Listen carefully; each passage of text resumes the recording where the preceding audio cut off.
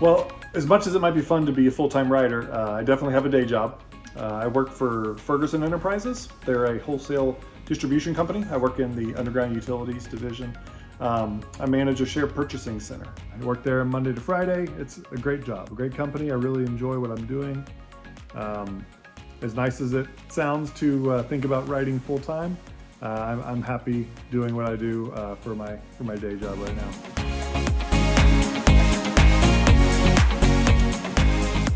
Well, I've always enjoyed reading a lot.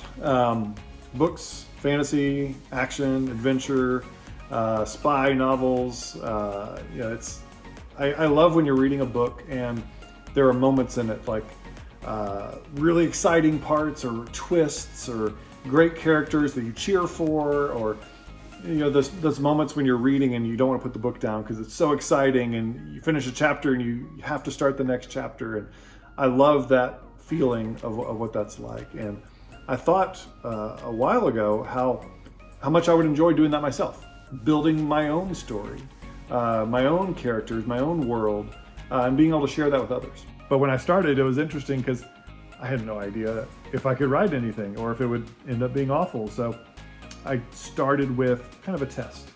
I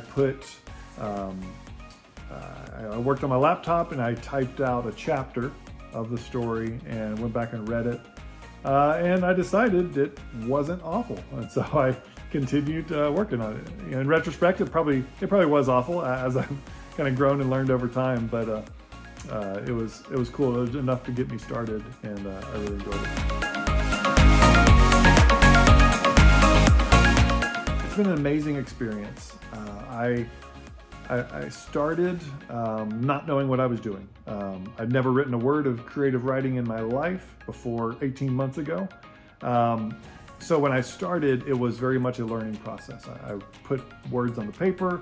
I would go all the way through. It took me about 3.5 months writing my first draft. And I knew it was rough. I knew it needed a lot of help. I knew I needed a lot of editing. So I reached out to beta readers, alpha readers, editors, and I got feedback. So every time I would send out my draft and get feedback from them after they read it and annotated it. And every time they would point out these glaring errors, plot points or character problems, and I read it and 100% agree with them. And now that I look back at my manuscript, I'm shocked that I didn't catch that myself. But that's why you need help. That's why we need people to help point those things out.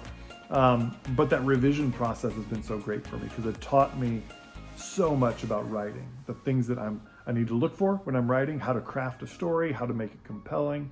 So that process for me has been sending it out, getting it back, realizing how awful it was, and then rebuilding the story before I send it out again.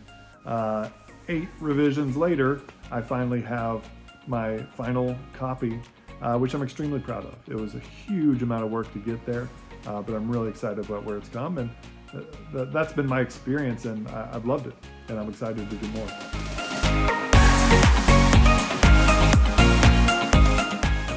Before writing, I was in the habit of exercising every morning. I would get up at 5, work out, go run, do CrossFit, whatever. As I got into writing, I got away from exercising, unfortunately, because I use that time. I'm a morning person. I get up at 5, start writing, and I'll spend an hour and a half, hour 45 minutes writing just about every morning before work. When I was in the midst of working on a draft, working on a revision, going through edits.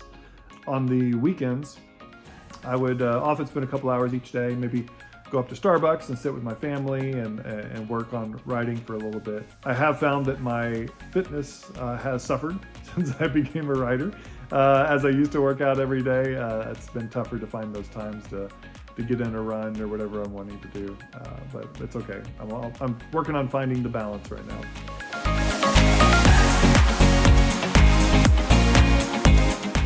The main goal I have is I want people to enjoy the story I've created. And as I've put the book out for people to review and to read, it's the most exciting thing for me is when I hear back from someone and they've enjoyed it and they've there's certain parts of it that really stuck out that they loved. Maybe some of the plot points or the ending or the characters. So that's my main goal. Is I want to share this story I've created with other people for them hopefully to enjoy it. My other goal is I want to continue doing this, so I'm hoping to sell enough copies to cover my cost. The editing, the cover art, the promotion, a lot of things. I'm not looking for this to be my career. I'm not looking to make money off of it, but it would be nice to cover the cost and then continue on for future books.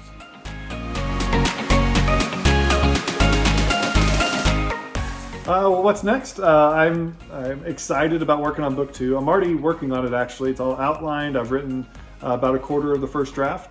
And it's been funny as I'm hearing back from these other people who have read and giving feedback. The number one thing I hear is, when's the second book coming out? Because it's been really encouraging for me that they enjoyed the first one and are excited for more.